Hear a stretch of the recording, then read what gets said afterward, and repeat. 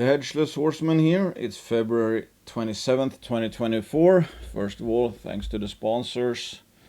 In this video, I will focus on... I spelled this wrong. I will focus on just how predictably cyclical the resource sector is. And it's like, once you fully grasp how, again, predictable the commodity sectors are, you will really start to understand why Pierre Lassonde, unlike everyone else, almost everyone else, calls especially the gold junior sector, or the gold sector, gold mining sector I should say, the easiest sector in the world. And that goes for pretty much every commodity. It is so predictable that it's, I don't know, I find this, the commodity sectors, to be sort of a joke, because again, they're so irrational and they're so predictable. And I have no idea, once you fully grasp that they are indeed cyclical and will forever be cyclical, I don't see how anyone can lose over at least a 5 to 10 year time frame, and obviously beyond that even less, because it really is so predictable. That doesn't mean, of course, that every company will work out, or that you won't have big declines. I mean, that comes with the territory. But it's just so incredible, again, how predictable the sector is. And to quote Pierre Lassonde, it always rallies and always crashes. Once you are, let's say, comfortable with that, I don't see how you lose. Because it's, again, almost every rally in whatever commodity space is like a black swan, which means, and also every crash. So it's like this funny thing where everything that at the lows, a bull leg or a bull market is like a black swan, and at the highs, a decline or a correction and a crash and a bear market is like a black swan. It's absolutely crazy, because it's happened all through history. Just in the last 2 decades, it has happened a lot of times in every single commodity sector. But given how extreme the swings are, that, you know, stuff goes down 90% and then goes up 1000%. I mean, it's so ridiculous, the magnitude of the swings, that it's, again, like it's a black swan every time it happens. Because otherwise, how can you explain? I mean, the S&P 500 is not gonna run 1000% in 1 or 2 years. The resource sector does that on a regular basis, basically. So how do you explain those absurd returns unless it's like catching the market completely off guard every time? And obviously, if it goes down 90%, that means it's also taking the market completely off guard. I don't know what it is about the resource sector especially. I think it's just how it works and what kind of, speculators, investors are in it, and then just, it's like a multiplier on human psychology. And when I see people, complaining about, oh, I'm down 50%, it's like, look at a chart of any, let's say, commodity junior. Minus 50% is a piece of cake. That happens all the time. That's like tuition fee. If you, let's say, if you've never been down 50%, well, first of all, obviously, the higher you buy, the higher the odds are that you will see 50%. But even near the extreme lows, you see a lot of, let's say, for a stock to go down 90%, it takes a lot of minus 50% declines. The last portion, going from, minus 80 to 90, that's a 50% decline. So it's like, it's not a great sin to be minus 50%, especially on any single buy. That's easy. That happens all the time, especially if you're trying to buy low, and especially if you bought high. But that's the thing. It's like you can see minus 50% if you bought low, and especially so if you bought high. And I've seen this sentiment recently, which I think is one reason why people sell low, because they feel like they're down so much. And again, every rally is like a black swan. So what do you do if you're down, let's say 80% in a stock, or 90%, or your portfolio is down 70 to 80%, and you haven't seen a significant rally, a plus 100% rally since you started, and you only been in this sector, you bought near the high, so you never even seen a full cycle, so you don't have no idea what it looks like, that it can actually happen, that the juniors can actually rally more than 100%. In that case, you probably feel hopelessness. That, let's say, for the last 3 years, you haven't really seen anything rally for more than 100%, except some select cases. It's probably easy to just give up in that case. And then you, of course, have all the, analysts, which are screaming basically sell, giving out sell recs at lows. Typically, especially if a commodity is down a lot with the, appropriate juniors tied to it. The forecasts, demand supply forecasts, are probably going to be very bearish as well. So the analysts, they're probably screaming sell, or it's like they have sell, maybe sell recommendations, or hold or buy, but it's like 50% higher than where the stock prices are. And if you're down like 70-80%, then it's okay, who cares? I can't make the money back in this sector, in that particular junior at least. So what's the point? Why even be in it? If the analysts are saying, well, there's like 100% upside and you're down 70% or whatever. I mean, it's all a joke. Nobody really knows. I was going to say, there's a reason. I mean, it's going to sound harsh, but there's a reason that many analysts are working as analysts, if you know what I mean. I'm much more inclined to listen to actual billionaires, because they've shown that they can make money. They've showed that they can make money, and not just also give it back. And they're the ones pounding the table now, by the way. They're, like I say all the time, the Ross Beatties, Rick Rules, Pierre Lassonde, Frank Oostras, Rob McEwen, and now it's even gone as far as Paul Singer. And even Stan Druckenmiller is putting money in. Those are the people I would want to follow, because they have shown that over decades they have made a lot of money. They're not working for someone else as an analyst. They are actually they have made money by investing. They don't make money by talking about investing, if you know what I mean. So let's go through. First of all, let's start with forecasting. So this is an article I just Googled, because we know that lithium prices have absolutely cratered over the last 12 months. This article was from 22nd of December 2022, so a bit over a year ago. Commodities 2023. Lithium prices likely to see support from tight supply, bullish EV demand. Lithium prices will likely see strong support in 2023, with supply expected to remain tight amid bullish demand from the accelerating adoption of electric vehicles across the globe. Though some price correction could be expected, led by a slowdown in the Chinese market. Market participants told S&P Global Commodity Insights. So these are the experts.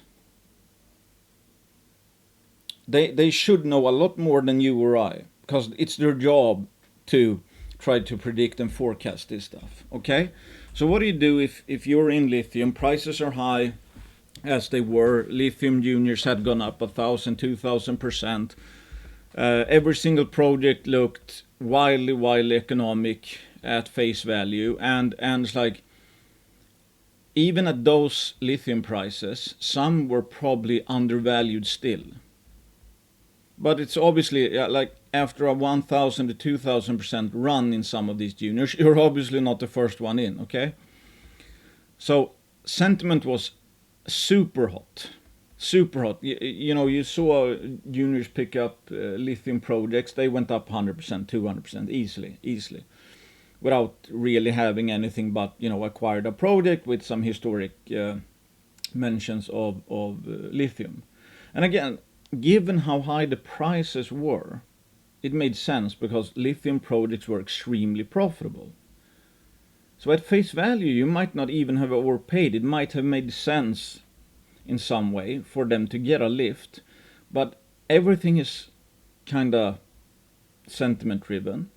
Plus, obviously, after a run like that, with lithium prices having gone up like 500% or something, when you're buying into that, and with, let's say, you have your back held, or there's supposed to be tailwinds that's like likely to see support. Okay, so the wildly profitable operations of lithium out there, you're expected that, for the next year, they'll probably be as profitable. And then it makes sense that the whole sector is also valued around where it was probably. I mean, obviously going to be some stuff that's stretched, but still.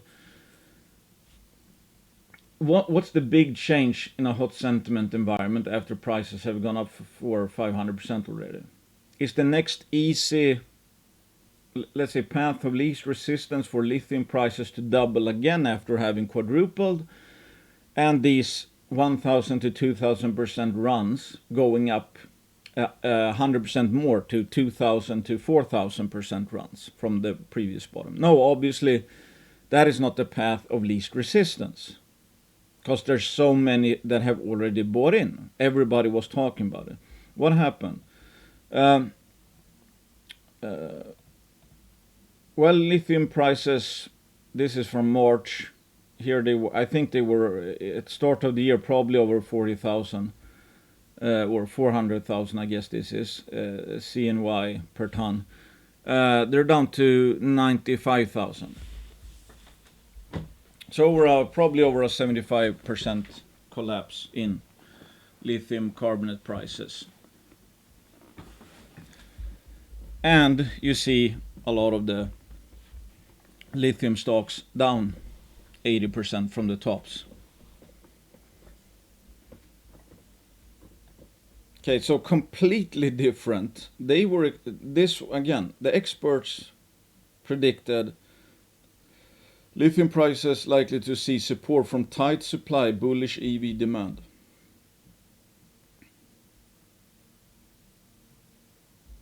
With EV adoption picking up, some industry experts predict a gap between lithium demand and supply will remain or even widen in 2023, even better than it started off.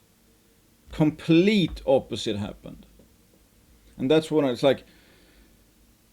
The risk reward, where does that come from? We're after big changes.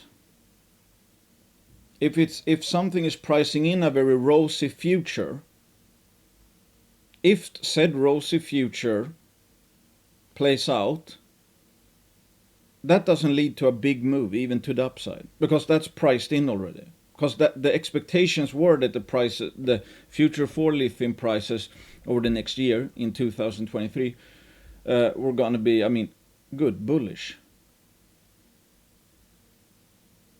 But if the opposite happened, you lost a shit ton of money. On paper, who knows? Maybe lithium prices are back to the highs in 2 years. That I don't know. We just know that, okay, what's the big change in sentiment? If it's hot, the big change is not hot to hotter. It's hot to ice cold. So that's what happened.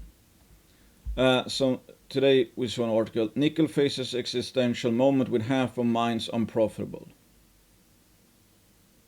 This is obviously a hugely bearish article, just at face value. Existential moment.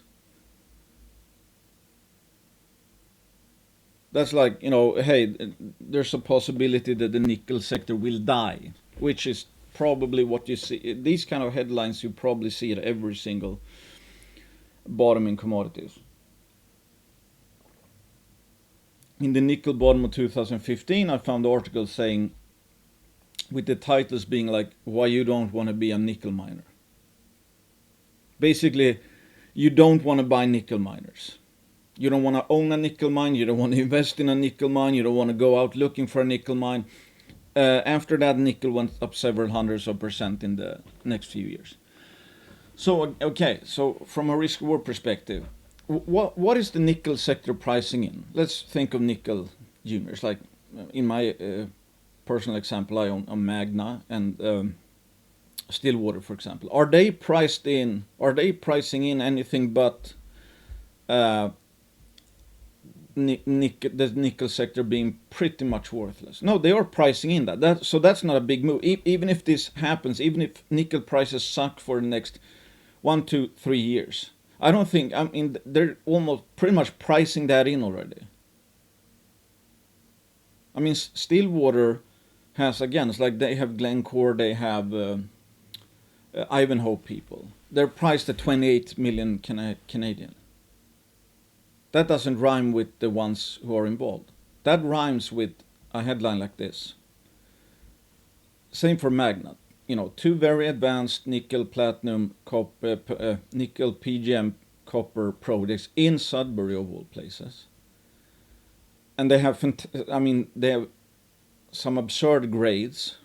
It's like you can throw away, some of the recent drilling, you can throw away some of, the copper, which was 6 or 9% in one of the holes, and it still would be worth it simply from the nickel and PGMs. Or throw away the PGMs and the nickel and copper, or throw away the nickel and the copper and the PGMs. You get my point.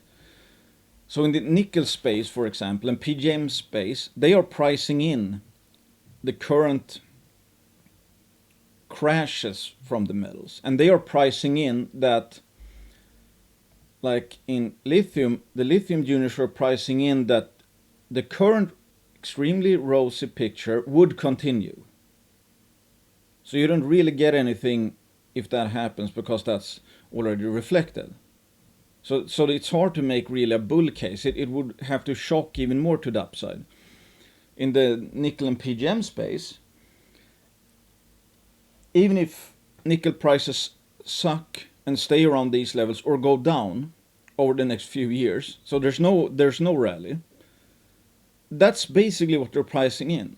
So the shock would be if nickel and PGMs bottom sometime around here and actually do end up making a rally over the next few years. Then that would be a shock to the upside.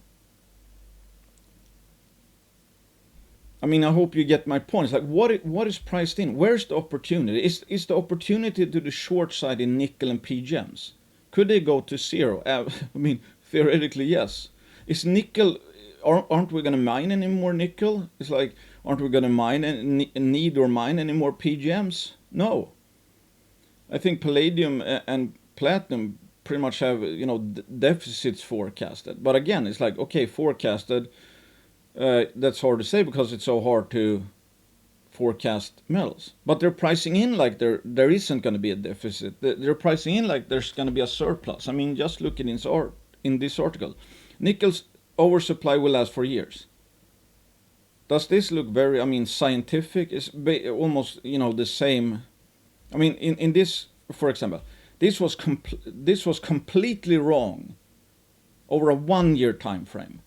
What are the odds that this is going to play out this way? There's almost zero chance of that. I don't know what will happen. We know Rick Rule is like, hey, I think that, actually, okay, here, goes back in time as well. But like, he believes, 2025, 2026 could be great for nickel and PGMs. Let's look at nickel. Okay, you have these, again, absolute bearish forecast, bearish articles, existential threat, whatever. This is the current monthly candle. And I've shown this, I think, before. It's like, okay, where did we see, I guess, I think this is if this closes around here, that would be a bullish engulfing candle. Again, I'm not a tea expert, but it's like, this is not the most bearish candle, I guess you can see after already having suffered such a decline. And as you will see, nickel prices never fall forever. 214, a triple in what's that, 3 years. And this, around this point is where you read about, you don't want to own nickel miners. Well, nickel went up 443%.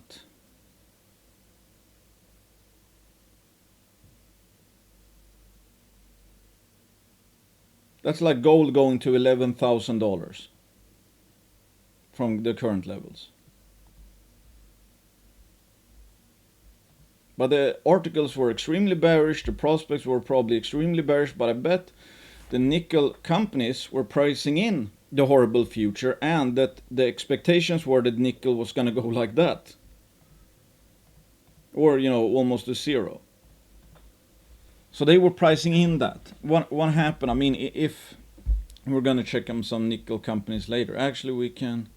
Well, I can come back to this. But again, it's like it's the big change in sentiment and reality versus current sentiment and reality and pricing. I mean, that's where the big moves are found. If it's pricing in a horrible environment, I mean, how much can you make on the downside? Yes, theoretically, no sector has gone actually bankrupt. That's first thing. But I hope you get my point. I mean, if we have a sentiment glass that is like this is like, here you have 100% full, super bullish, super bearish. If we're up here and you're buying into whatever space, then you're playing for this, and you're risking. This is the risk to the downside, this is the risk to the upside. If the sector is down here, the risk to the downside, again, theoretically 100%, or not with a sector, but for any particular company. The upside risk is this. So the big move, the big placed on the long side in that case, because that's where the big change would come from. Because the worse it looks and feels and yada yada, the cheaper it is, the more upside potential, obviously, in case, lo and behold, things improve. So I'm not saying there's a bottom in nickel, but it's like, what you're gonna see, and the same goes for every commodity and every, mining sector, the most bearish headlines will be around the major lows.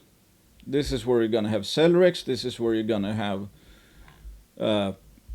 headlines like this. Nobody sees any reason to be bullish. That's what you're gonna see around here. Up near every top. Here it was pricing in that the nickel prices would go like this, believe me. Here it was pricing in that the nickel prices were gonna go like that. And that's the case. And at lows, it's priced in like they will go like that. That's why nobody ends up buying low and everybody ends up buying high. And also because most people are trend followers, so they have most people, and that goes for juniors as well, they don't even really know why they bought something or what valuation, yada yada. They're just getting pissed if it goes down, and they're very happy if it goes up, and have no idea when to buy or sell or anything like that. And I'm very bad at selling, but I'm only good really at buying low. This is the palladium sector. This is probably, I don't think I've seen, very few taking a bullish stance on palladium, because it's down 70% or whatever. So on the monthly here, again, I'm not saying this is a bottom or anything like that, but the RSI is the lowest it's ever been on this chart, at least. And here you have this is the third tailed candle in a row. It's like, okay, where did we see tails like this last time? Here maybe this was kind of a hammer and a hammer. Not a huge decline though, but here you had one of these morning stars. But what happened after that? It's like, okay, palladium ran 271% over 4 years.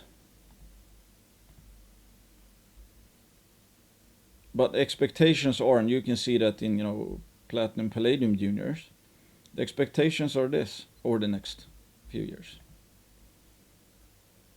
Is it impossible? I mean, again, it's like, okay, so you buy something that's priced like worthless. It's priced like the palladium prices are gonna keep going like this because the EV is gonna kill everything and yada yada.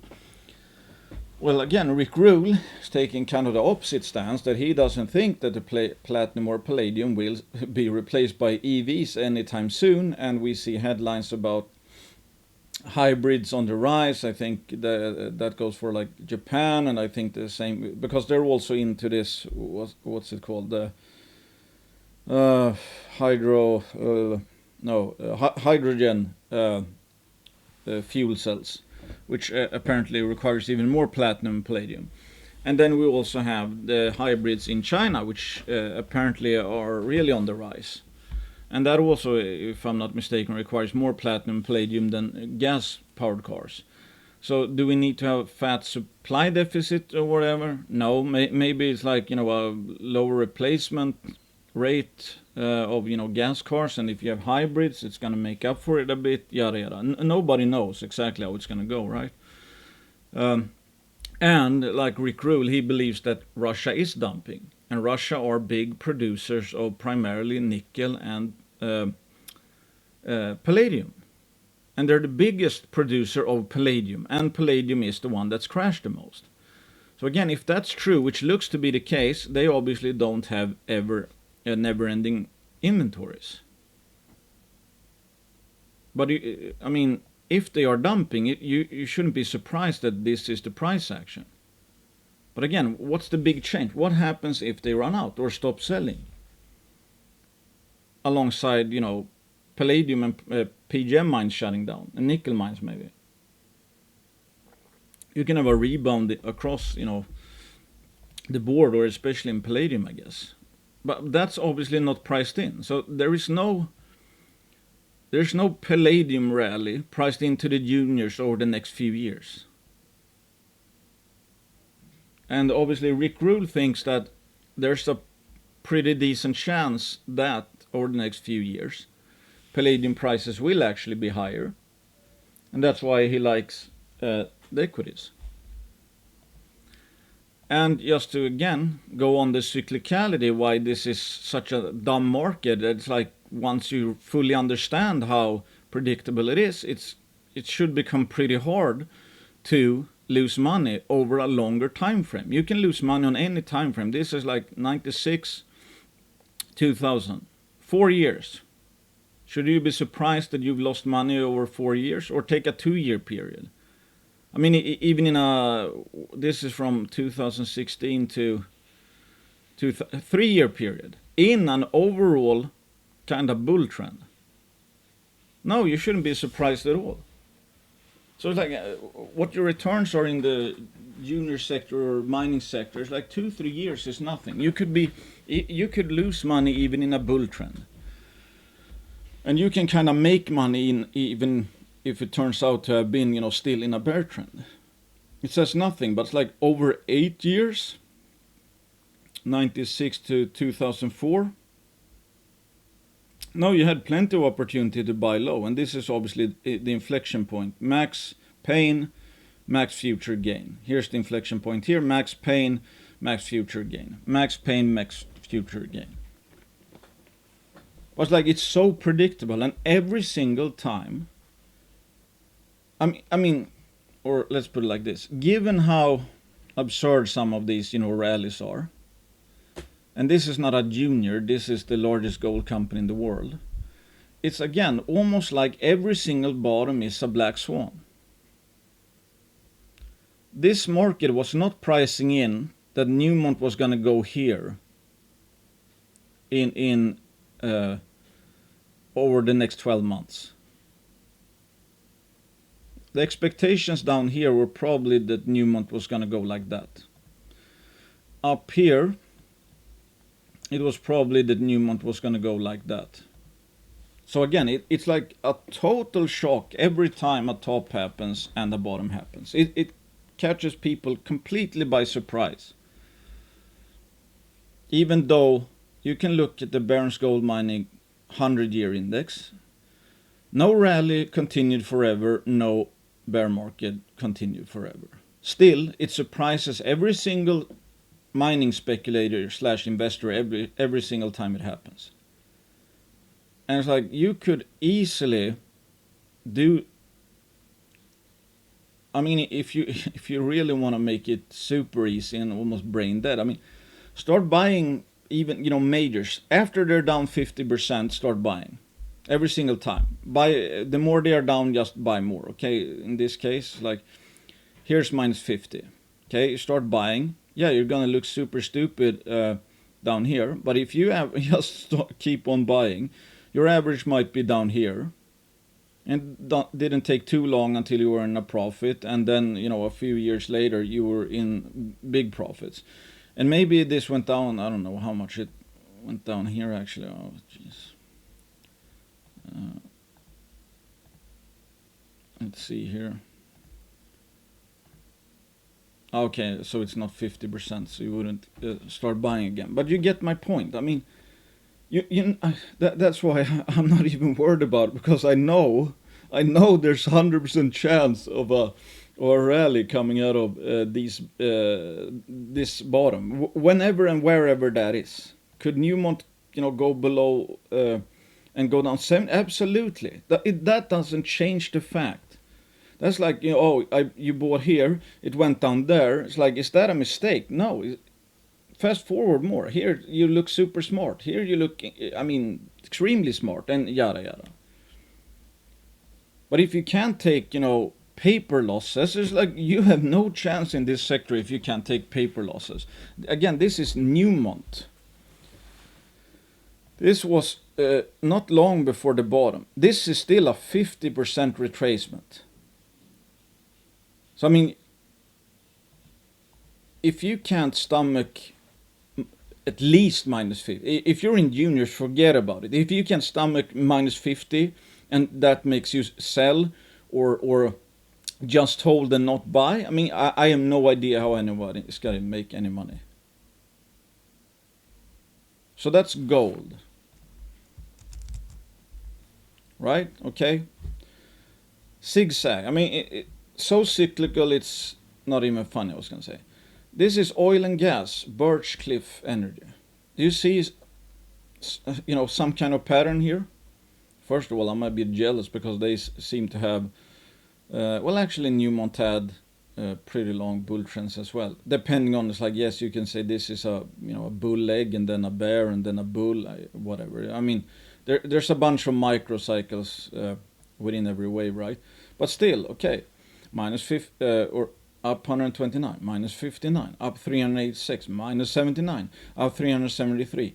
I mean, crash, rally, crash, rally, crash, rally, crash, rally, crash, rally, crash.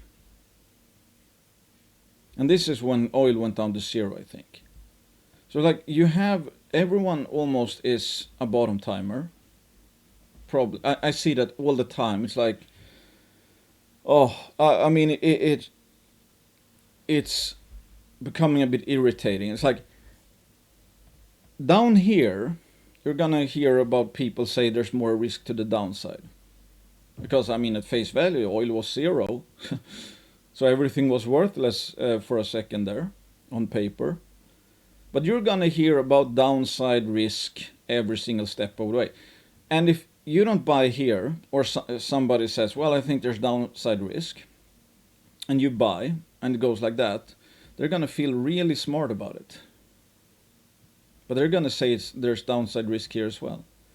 That's the funny thing. It's like, almost nobody actually has the, let's say, stomach and the common sense and whatever, fully grasp how cyclical it is. So nobody actually really makes any money, but everybody's trying to bottom time. That's the most fascinating thing. Like, at face value, when you hear people talk about junior investing, or mining investing, or commodity investing overall, or any type of investing really, it's like they legitimately believe that the reason why they probably don't have any good long-term returns is that they didn't buy here.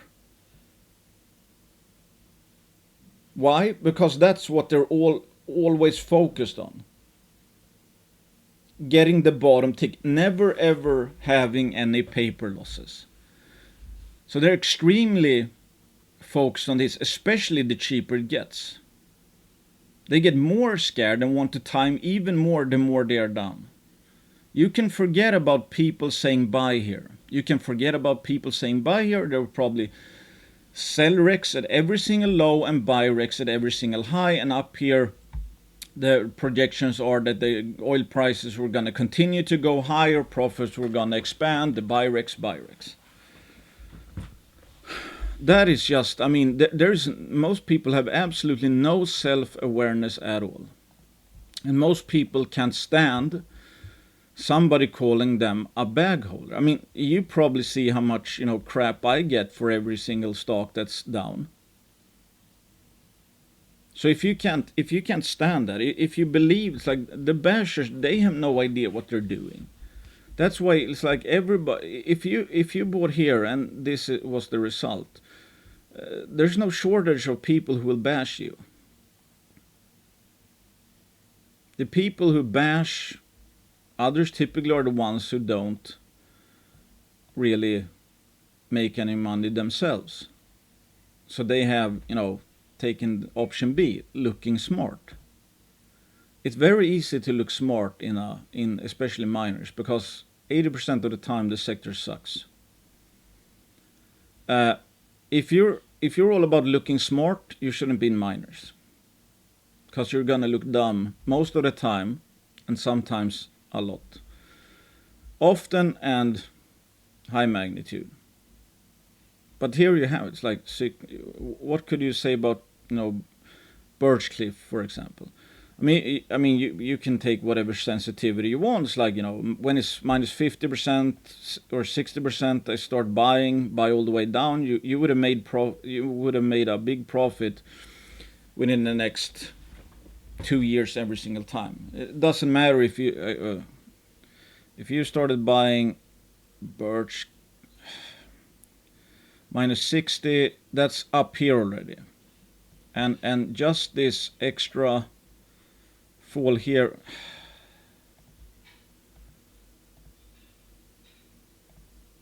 this is a 53% decline more, or 51. So even if you start buying minus 60, you would still need to average down and have your first buy be minus 50% after starting to buy when it's already gone down 60%. Did that matter in the end? You start buying here, buy all the way down, hopefully increasingly so your average might be down here. You would be in the profit within less than a year. Do the same thing here. This would be even more brutal. You would be minus 60s here already. So let's say you started buying here, increasingly bought. So how much is that? Let's say you start buying here. You would need to average down and starting to average down at minus 60 after it's already crashed. There was an 87% crash left. How many do you think can stand that? You would think that you were buying pretty low when it was already down 60%, right? Well, it went down a lot lower. So your first buys were pretty much erased at the lows here. But let's say you stuck to your guns because this oil and gas is not going to go away, and you do this across a basket of oil and gas plays, which probably had similar profiles. Probably not ExxonMobil, but anyway. So let's say you increasingly add. Let's say you get your average down to here at least, buying all the way down to the bottom, and your average is here. I mean, huge paper loss on these buys. Paper loss on every single buy down to the bottom tick. So that's one thing to remember. If you're buying low, 99% of all your buys are going to be in loss first. Think about it. If you start buying here, which is going to look incredibly smart in hindsight, you're going to make a lot of money. Or even if you start here, I mean, it jumped up here, I guess, so you look actually smart for a while there. But like, you're going to take a paper loss first in every single purchase or on average, every single buy down here, even if you looked smart for a while, if you bought all the way down and it jumped, whatever, to the major bottom, when the major bottom, the inflection point, max pain, max future gain is reached, you're gonna be in the red on every single buy before you make a shit ton of money, and actually every single buy in hindsight ended up being profitable. Here people will call you an idiot, a bag holder. You'll question what you're doing, probably trying to find another sector that quote works and all of that. Because there's no receipt given by the market that you are doing anything close to smart. Let's say you started, this is a 2-3 year period. Let's say you did 50 buys over this period, 50 buys. Down here at the inflection point, you would have 50 examples of the market saying that you made 50 out of 50 bad buys. But again, let's say we get our average down here to the top, that's 300%. That's a quadrupling of your money.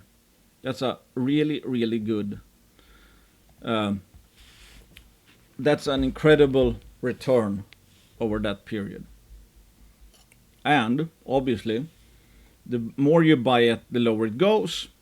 Your percentage gets used up because your average is just continuing to go down. And the more you, again, if you actually ramp up your buying, your average is going to decline even faster. So you're going to end up making more money. Compare that to someone who bought here, sold there. He walks away with a 78% loss or 87% or whatever it was. The holder, he actually makes some good money, but he first has to suffer through an 87% decline. But the exponential buyer, if you may, he's going to make a shit ton of money. This is why I keep saying it's not the markets, it's what you do. You can give this to someone who has a standard protocol. As soon as this is down 60%, he starts buying. For every extra 10% it's down, whatever, he ramps up the buying. Whatever, he's going to make money in this sector. And let's say he has some, selling is always the hardest part, but let's say after a double he starts selling for every 10% higher, whatever. And you have someone who only buys at the top, he's gonna get himself absolutely killed. You have the ones that don't buy at the bottom or near the bottoms, even in the vicinity of bottoms, they're gonna have bad returns as well. It's only the ramping buyer at the lows that's actually gonna make good money in this sector. The one who always bets on there being a rally after the crash will make a lot of money. This is Wallbridge. I don't 100% know what the company did before that, but you can still see it's like everything is cyclical, and this is more of a mining type scenario where it's, you have incredible rallies and decline in between. So it's cyclical on a shorter time frame as well, but it's like minus 95 plus 1000, minus 94 plus 5500. Now it's crashed, diluted to hell, 1 billion shares out, minus 95. I actually started buying some Wallbridge. That is a good, I think, rule of thumb. Regardless, I don't really care what commodity sector it is. If you see stuff broad-based down 90%, then you know you're not here. You're more closer to here. And this didn't even reach 80%, so that's also one point I would make, that, my threshold for buying is, since first of all I'm a stock picker mostly in alpha, you can have an alpha buy up here, you can have an alpha buys down there. Point is, there's never any guarantees. There was no guarantee that this was going to go here. That's what I'm talking about when, people try to bottom time everything, especially at extremes. They have no idea how greedy they are. Because again, they think that the reason why they haven't made any money over 10 to 15 years is because they don't they don't buy in here. That's ridiculous. Imagine if someone did that every single time the bottom ticked. Most people who can't even have any positive returns believe that the reason they don't have positive returns is that they buy at any single point except here.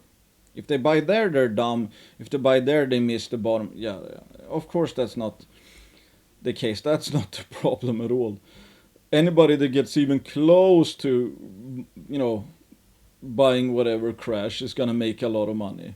And the broad stock market average is 8 to 9% per year. I mean, look at some of these returns in their time frames. And this is oil and gas, which is less volatile.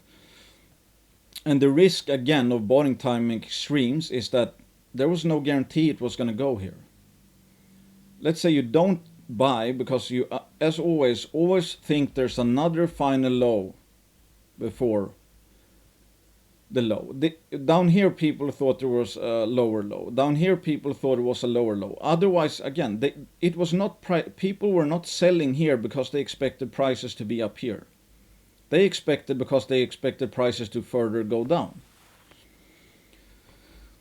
So, okay, worst case, let's say you don't buy here because you expect always a final flush. And that was the bottom. When are you going to buy in? That's the problem. So let's say you have here, in hindsight, this proved to be a 600% return. Down here, 2,000. Doesn't matter. 600% is an absolute insane return. This was an insane buy, despite the fact that prices went even lower, because there's no guarantee of that. What if this would have bottomed at minus 80% like this? When are you going to buy in? Let's say it goes up and you buy in here. Well, you've already cut your future profits in half because you were greedy. You were not content with the idea, the possibility of 600% because you wanted 2,000, so you didn't buy. So instead, not only did you not get 600%, you didn't get 2,000%, obviously, you got 300%. So you cut your future returns by 300%, or gross, because you were so greedy that you waited until you thought there would be another flush. And I know what happens every single time. When it actually comes, they believe it's going to go lower as well. They believe it's going to go here when it's down here. So they don't buy that anyway. That's why people don't make any real money. One of many reasons. Here we have defined silver. This is a pretty, I was going to say, obvious short. And this is the 80-20% rule I'm talking about. The rallies are so violent, it's like a black swan. Then the market is pricing in that silver prices are going to go like that. Okay, already priced in. Silver's already gone up, 100%, whatever. Reality is that, okay, after a run like that, we're going to have a correction. Not priced in at all. At this point, it was not pricing in any sort of chance that prices would go down to here. Or even that they would be down here not too long after. Okay, so up 960%, down 91%, up 1,786%. Now it's down 92%. Assuming Defiance is still around, and assuming, let's say, that Mexico doesn't ban open pit mining, they also got their Tepal project back, which is copper and gold. Where is the big change here? Is the big delta on the downside or upside? It's priced like, silver will be their projects will be worthless, and the market will deem them as worthless for the next, let's say, up to 3 years. What's the big change? What if silver breaks out of that, consolidation pattern? It's just the risk reward is just getting more and more stacked the lower these juniors go. Because they are pricing in less and less of a chance of a rally coming anytime soon, within the next 3 years. Defiance is pricing in no chance of a rally again within the next 3 years. Those are bets I like to take. Outcrop Silver, pretty interesting one. I guess they did a share consolidation, whatever. 900% run, 325, whatever. So it's like, yes, there's dilution. Obviously, that's what people are focused on, and that's, a legit problem. But still,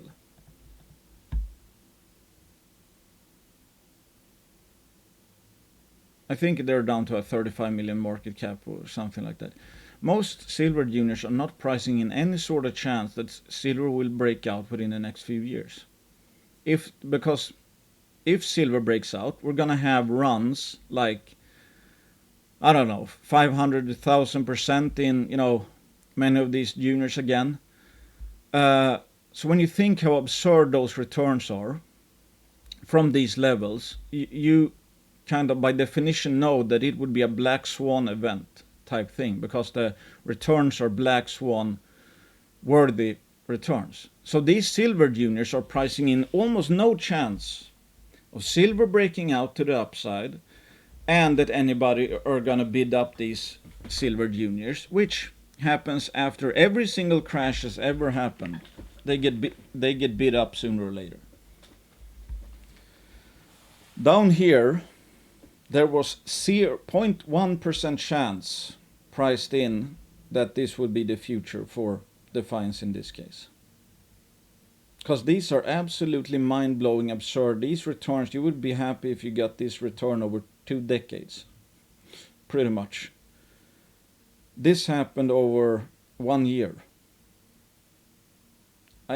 Again, it's like, it is absolutely insane how every single rally takes the resource sector completely by surprise. Every single bottom, the market completely forgets that these sectors are forever cyclical. And I'm telling you, there's 100% chance we're gonna have a rally in the precious metal juniors. My expectations are within the next 3 years. The expectations by Mr. Market is no chance in hell that there's gonna be a rally, even from these absurd levels, that there's gonna be a big rally within the next 3 years. I think the market is absolutely brain dead. First Majestic. Again, do you see some kind of pattern here? By that I mean absolute monster rallies worthy of black swan events. Absolute crashes worthy of black swan events. Maniac rallies, maniac crashes, maniac rallies. And now we're at a maniac crash again. And this looks like, First Majestic, kind of like, I was going to say the platinum. I mean, you're starting to see these long tails. So who knows? I mean, this is going to bottom when we run out of sellers willing to sell at a lower price. When you run out of sellers, it's very hard for prices to go down. And I'm not saying we have seen the bottom. I wouldn't be surprised. I mean, look here, for example, support, a short flush, and then boom, 688%. Black swan turnaround. Down here, I remember, like I pointed out a bunch of times, a lot of, I think, technical short people, they flip to bearish around the lows here. So again, nobody expected the bottom to be anywhere close. The market was pricing in maybe a 1% chance that their prices would be up here for First Majestic just a year later. But where's the big change? Down here, the sky was absolutely falling. The big money was not if the sky would actually fall, because that was getting increasingly priced in. Maybe there was a 90% chance of priced in that silver is going to go absolutely nowhere. The miners are going to go absolutely nowhere for the next 3 years. And then reality came. Or then something else happened, obviously. So you just see, okay, minus 90%, 688, minus 78, we're down to minus 82. Where do you think the next big move is going to be in First Majestic? Is it possible they go bankrupt? I mean, anything is possible. That's why I'm not betting on everything on a single company. If First Majestic is still around, if First Majestic doesn't go bankrupt over the next 3 years, I am pretty sure there's going to be a big rally. or CYCLICALs. I don't actually know what they did before. I mean, I know what they have to do, copper and zinc. But you can see the same kind of stuff. Minus 83, plus 610, minus 95, 1,331, minus 74, 335, minus 94 almost, 2,244%. Now it's down 91%.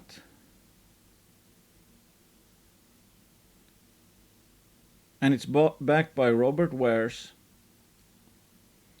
They have some deal on their pine tree. Where do you think the next big move is going to be? To the downside or the upside? And I would say I think CYCLICALs has a very low chance of going bankrupt. Where do you think the next move is going to be? As soon as something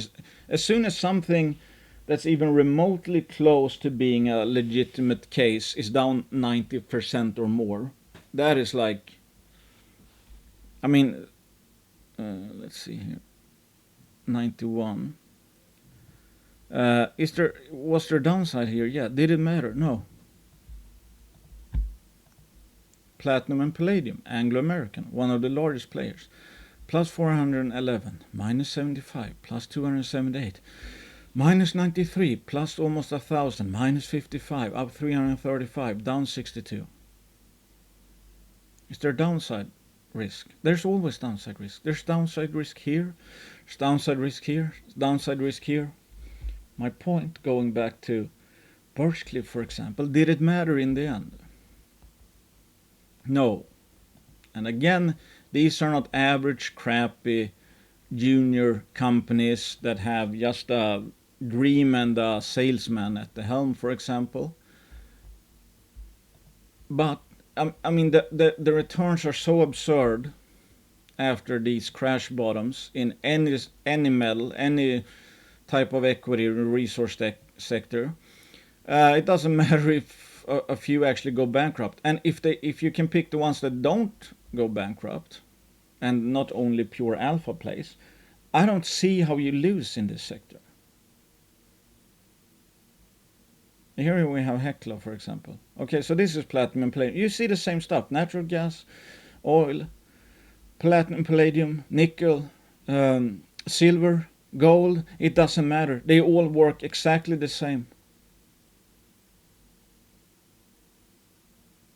All work exactly the same. If you would have bought any of these juniors, even juniors, any of the companies in this sector when they're closed down to around 90%. 90% is easy. I mean, here it didn't even go down to 90%. Here it didn't even go down to 90%, not even to 75%. But when you see stuff down 90%, that is like, I mean, that doesn't happen too often. But it's just remarkable, and that's why it's like, unless you bought the top and are literally down 90%, I mean, even then it's, I mean, this, for example, here you're down 93% if you bought this high. I mean, if you bought here and we're down 75, you still pretty much got your money back. If you bought here, at least would have some kind of profit. But compare that to someone who doesn't only buy the top and ramps up the buying.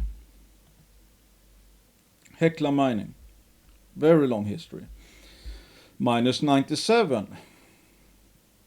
Plus 2,610%. Minus 92, plus 1,000%. Minus 87, plus 414. Minus 83, plus 654. Minus 65. What's going to happen after this? I don't know.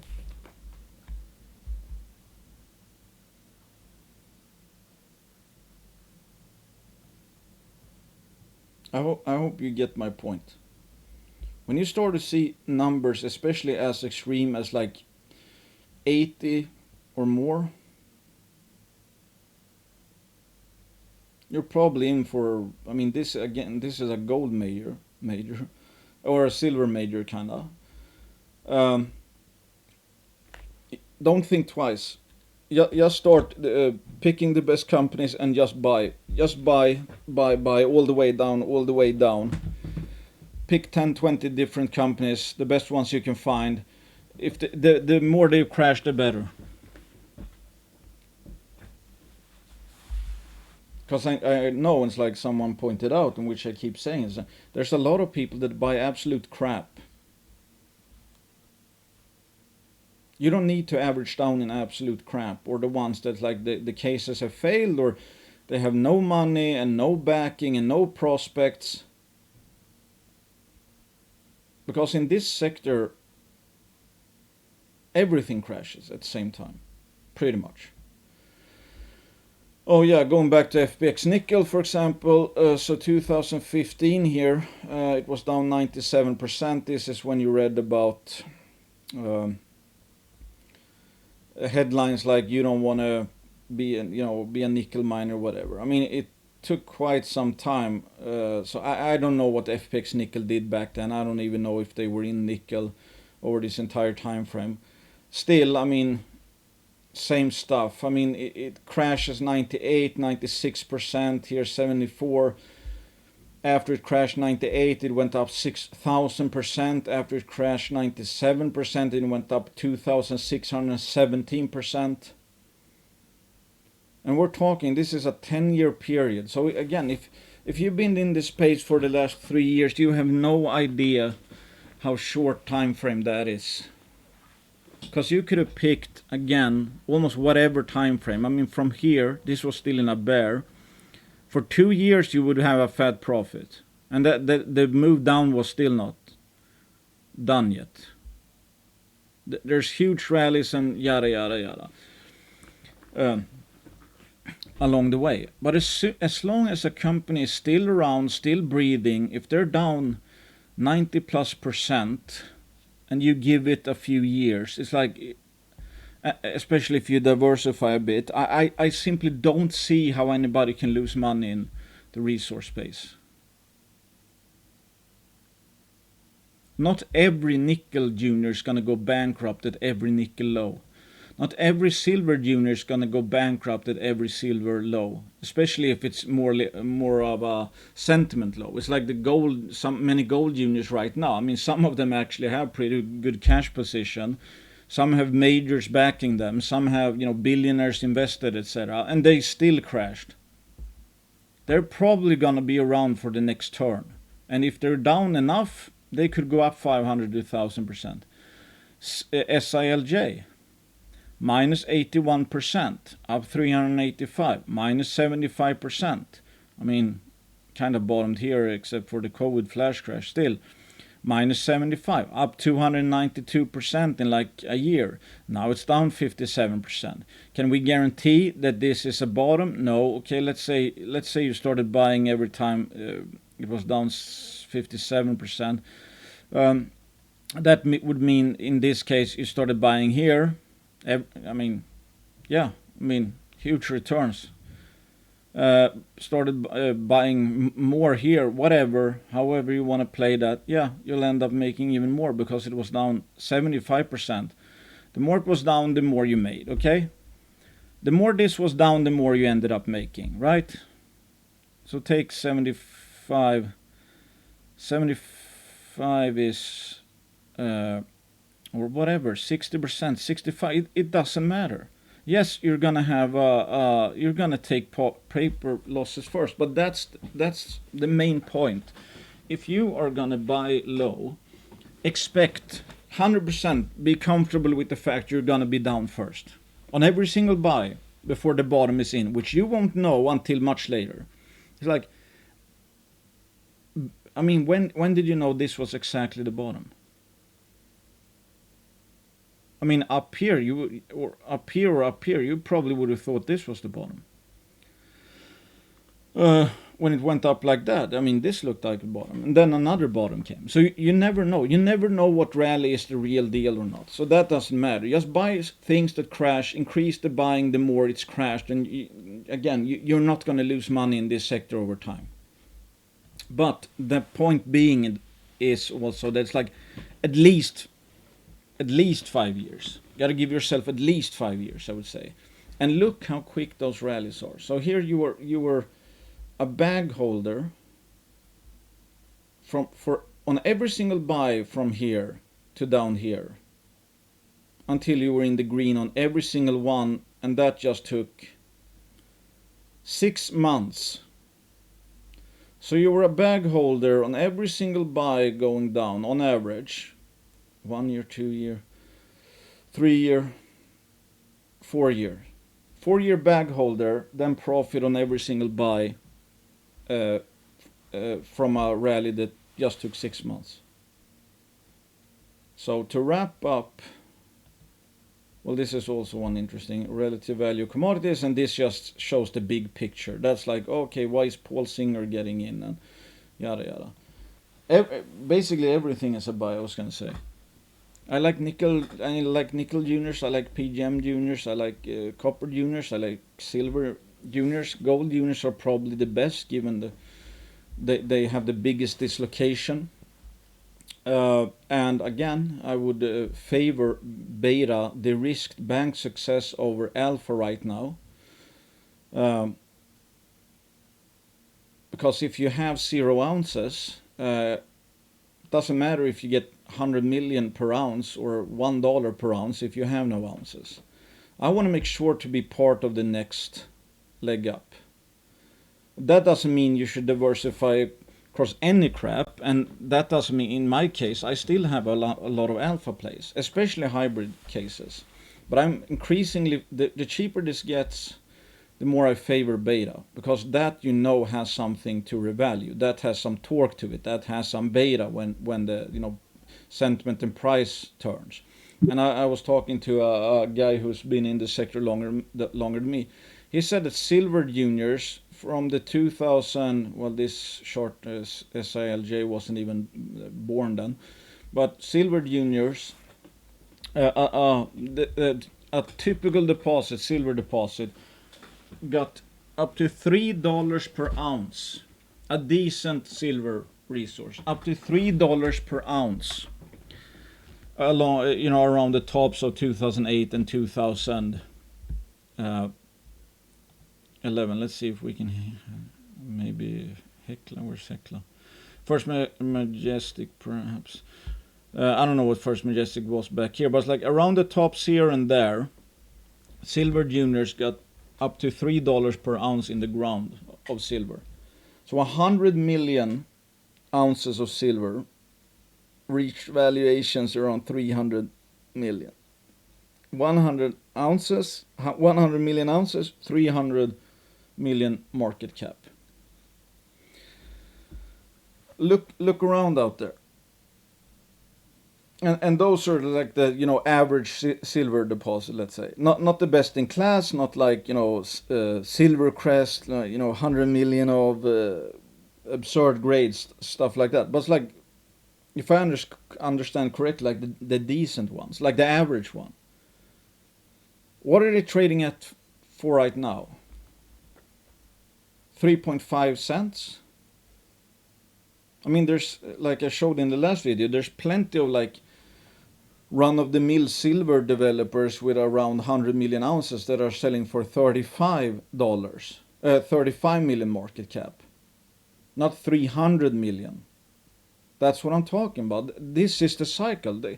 It goes from, let's say, you know, 30 cents per silver ounce to $30 per silver ounce, then back to 3 cents, and then back to $3. So let's say you start buying when they're priced at 5 cents per, or you know, 50 cents per ounce or whatever. Does it really matter if it goes down to 40 cents or 30 cents? Whatever, no. You're just gonna end up making more money on the lower buys. It doesn't mean that when you started buying cheap in the first place, it's like, literally, it's like, I mean, when we're up here, again, every single buy lower than that was in the profit. But going down to the inflection point, you look stupid as hell on every single buy. And then you perhaps start to believe people.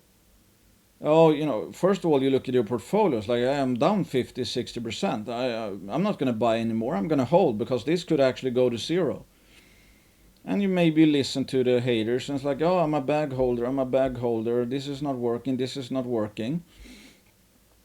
Up here, you're going to try to go, or would want to go back in time. And it's like, I should just have absolutely plowed in the more it went down. Every single time, that's how it's going to be. We don't know where the inflection point is. The inflection point could be this for First Majestic. Inflection point could be literally here. Max pain, max future gain. Or it could be here. Or it could be there. Or it could, doesn't matter. If First Majestic is still around, we're gonna have a big rally in First Majestic. Again, it's like, can I guarantee for every single company out there? No, of course not. But assuming the case hasn't blown up,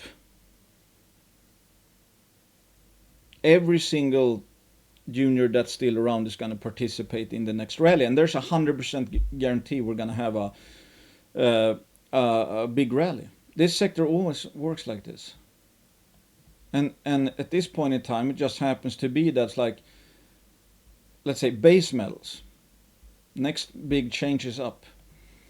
Platinum and palladium. Next big change is up. Silver majors. I mean, they're not as extreme, but it's like silver juniors. Next big move is up. Gold juniors. Next big move is up. And look here, like, okay, we have obviously, it's like, okay, bounced, that's some kind of well created support, if nothing else. Bounced, we're still here. Would it be a shock to see them make a final flush? Absolutely not. Does that make you a moron if you bought here and it went down? No, absolutely not. Because again, the problem with bottom timing is that you let's say you kid yourself in thinking I'm gonna know when the exact bottom is in, okay? So you're waiting, you're thinking it's gonna do the exact same thing, or it might reach these lows. Who cares? Whatever. You think it's always gonna go lower because that's what people always think. That's why they actually end up going down here. It's not because the market is pricing in this; it's pricing in that, right? The expectations down here is that this will continue to go down, or at least be flat over the next several years. Or I mean, maybe slightly up, but no chance of this happening. Again, what if you're wrong? Here, for example, I mean, later we got the COVID crash. It had broken this support, just kept on sliding. Where's the next obvious support? I guess one could say that this could be as well, but it's like, you're probably not going to buy here because you think it's going to reach these lows, because the sentiment will be super bearish. Okay, so let's say you don't buy here because you didn't buy here expecting prices to fall, and you looked right for a moment, so you think you have a knack for telling when the bottom is actually in. Okay, so then it starts getting higher. It's like, again, when do you get in? When do you get in? After it's gone up 50%? When do you believe this was the bottom? When it's broken up to highs here? Well, let's say you buy here. First of all, we didn't know it at the time, but it's like not too long after you're going to have a fat decline. But still, okay, what's the difference? You bought in here because you didn't think this was the bottom. Okay, within a few years, you made a 90% return. Absolutely nothing to sneeze at. Absolutely not. Instead of buying here because you, again, want to market time, that's 174. So you missed out on... and this doesn't look late, right? I mean, this is just a few months. Still, you cut your future returns in half. So that's the gamble people make at lows. That's why it's like people are... They see it as rational. I don't know how to put it. Like, people are so afraid of looking stupid and having more paper losses that they are unwilling to buy.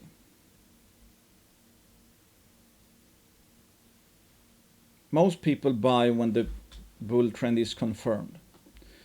Up here, it's easy to see that it's probably a bull market because we've taken out all these resistance zones here.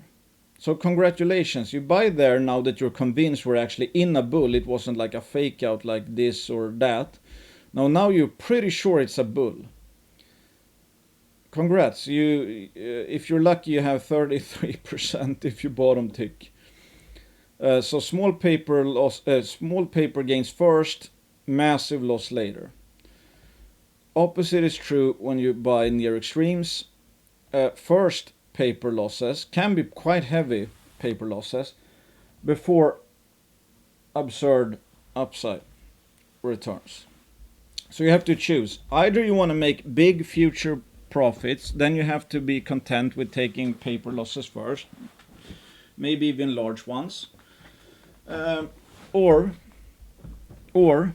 you want to buy in a bull market, and then you will have to be content with probably getting small paper profits first before a big decline. That's up to you. I can't. Again, everyone is responsible for their own actions, but it's your actions, it's your decisions, it's how you think about the markets, it's how you navigate in cyclical sectors, how you approach that's going to dictate your long-term returns. No one else, not the market. You can put 3 different people in any sector here and they would have completely different outcomes if you have one who just held, one who always buys high, doesn't buy lows, and you have one that doesn't necessarily need to time anything really good. It just starts maybe selling a bit or going to alpha place, whatever, and just starts buying beta as soon as it's down, let's say 60%, and just continuously buys. And will look wrong for years, months, maybe he starts buying after it's down 60%, and he's down 80% after that, but he just continues to buy, decreases his average. One day you'll reach the inflection point when he looks stupid on every single buy, even if he started buying low. If he started buying here after a 50% crash, at this point he's gonna look wrong on 100% of all of his purchases before he looks right on every single purchase and ends up making a lot of money if he, let's say, brought his average down here. Do that in these cyclical sectors forever. You're not going to lose money. But again, most people literally believe, and that's why they're bottom timing every extreme. They think the reason they don't make any money is that they didn't buy this point. Which there's like one dude that literally bottom ticks. Everyone else, and Rick Rule said as much, even despite the juniors having already crashed so much in the gold and silver space, he said in a recent interview or presentation, expect to be down like 30% before you're in a profit. And for the love of God, start thinking about what companies you invest in. Because there's you see it all the time. Some people post their portfolios, and not everyone, but like a lot of it are like, I wouldn't touch the stuff. And then you can hear it's like, well, you've been bullish for whatever. It's like since whenever. It's like, yeah, I'm bullish on those companies. I'm always buying. I don't start selling around highs. I've never net sold around the high. I just reshuffle. I typically go into more alpha plays around these levels because the next obvious move is down, unless you can have a growth story. But now, as I've said, I'm starting to rotate. The new money is primarily going to beta plays, or at least hybrid cases. Thanks for listening. If I mention any particular company, I assume I'm biased. You don't have to. Again, what you do is completely up to you. there's no guarantee that any of these stocks that's been mentioned will ever show a profit. Every single one could go back. I shouldn't scare people too much. There's literally zero chance that any of these sectors are going to have all their companies go bankrupt. There's 100% chance we're going to have a rally coming after whenever these lows are in. I don't know when the lows are in. And again, don't be too surprised if you see some shenanigans, which typically happens. Yes, a break, panic selling, boom. This broke this low for a few days, a week and a half. Then those bargains were gone within the blink of an eye. This was also gone in a blink of an eye, and that's what I have said in the last few videos. I think that even if I knew, somebody told me that's like the junior sector, the real move is going to start within six months. I bet people will take that as, well, okay, good, I can be out of it until 5 months, 25 days from now. No, because the liquidity is so low, there's even if I knew it was going to start in 6 months, I better be preparing now. I better have my stink bids in now, because it's going to be damn hard. When this stuff starts, the bargains are going to be gone very quickly, especially in low liquidity units, when we're already seeing some of these micro cappers, they pop 40% on $4,000 worth of purchasing. What happens when it's $40,000 or $400,000? There is no way.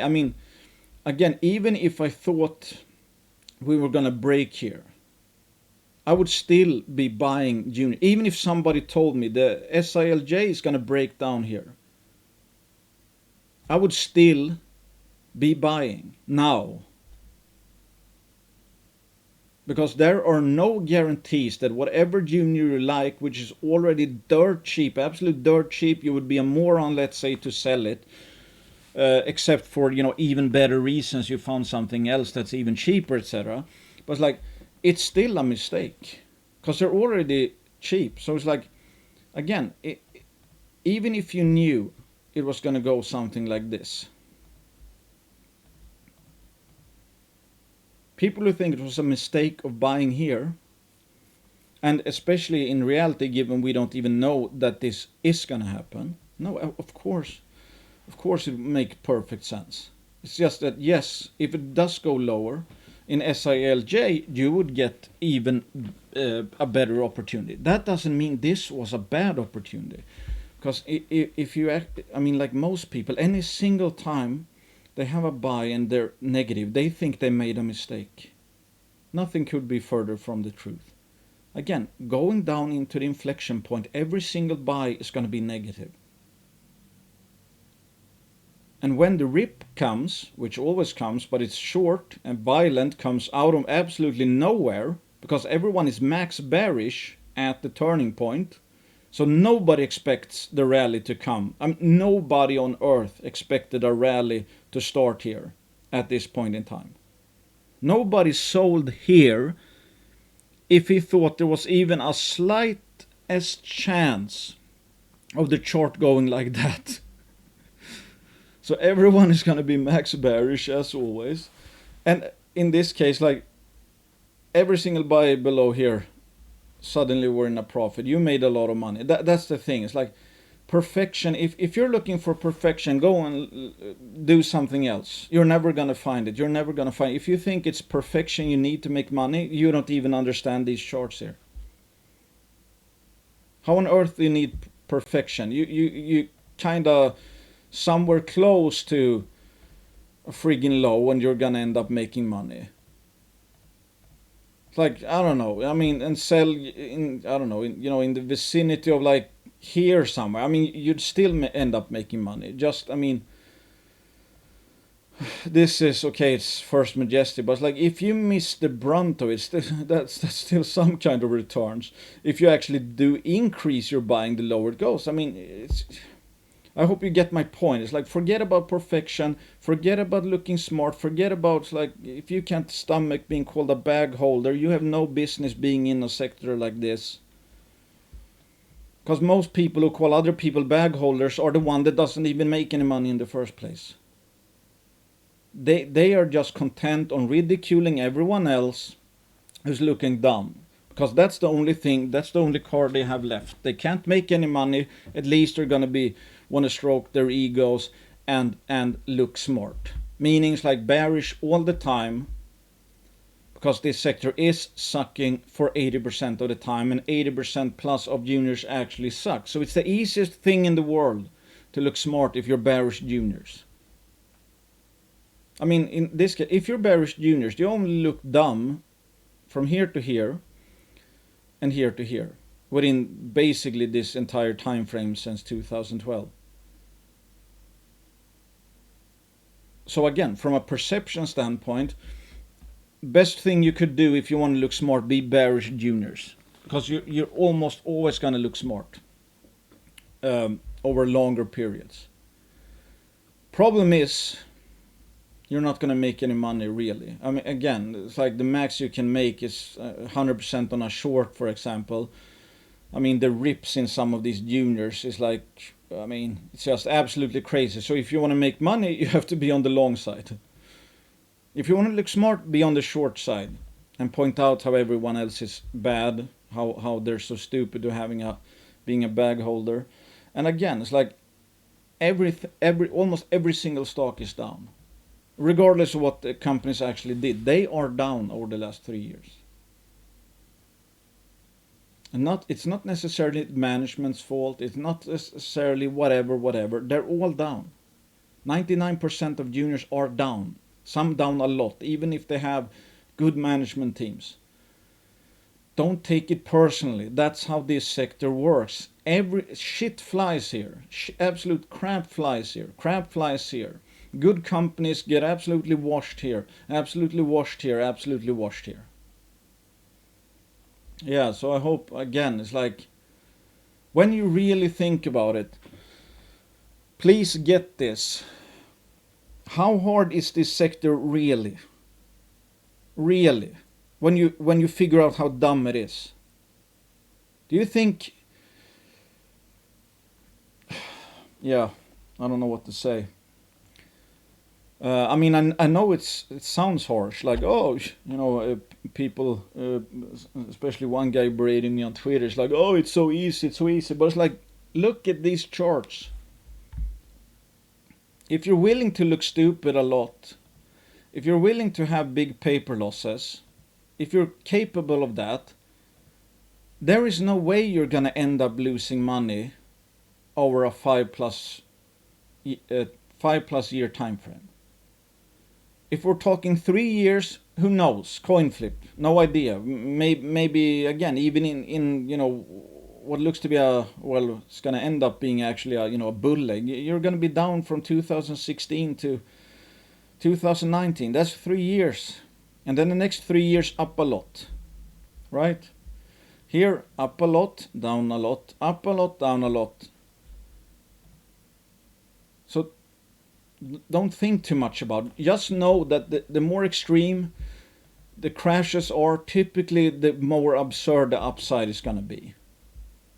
And the best possible thing you can do for yourself and your portfolio is to just ramp up your buying as much as you can the more extreme it gets. Because then your margin of safety is going to be so huge that it didn't need to go up here, for example. Even if it topped out here, whatever, you would end up making a lot of money. So basically, the moral of the story, buy every single commodity sector that has crashed. Wait a few years, profit. When it crashes again, buy the shit out of it, wait a few years, then profit. Then buy it when it crashes again, wait a few years and profit. Over and over and over and over again. You're not gonna end up losing money. And I know, as people say, And I think most of my followers, for example, on Twitter, they probably got in. Well, this is the oil and gas space. Let's take First Majestic, perhaps. Hecla. Where's First Majestic? Here's First Majestic. So most people probably got in around the last inflection point. This was the silver squeeze. So most people probably got in here.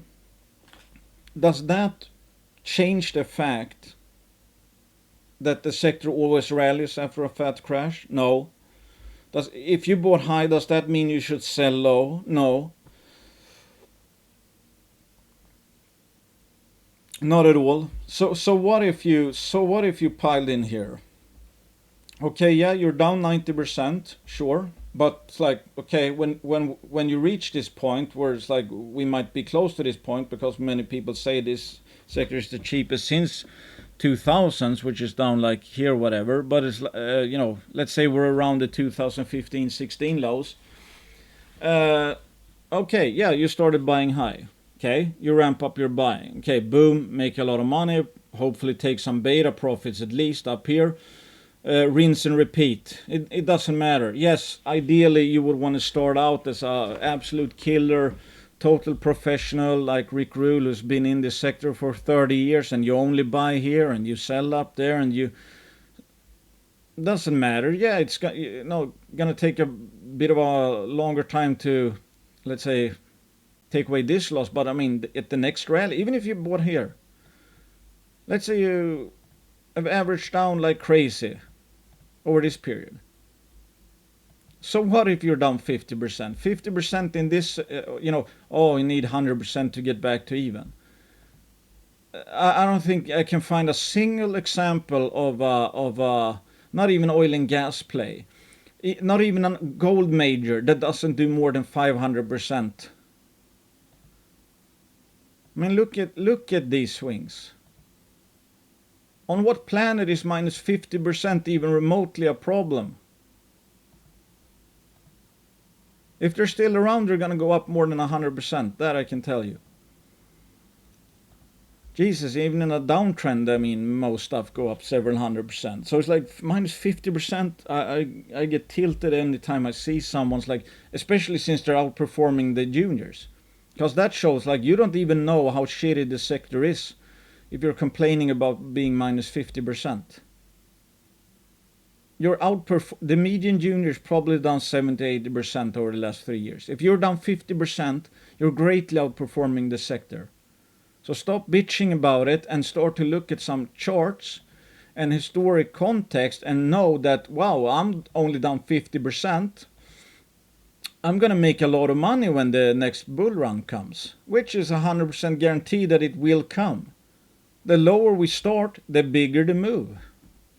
Great, perfect. Yeah, thanks for listening. Not investing advice. Bye.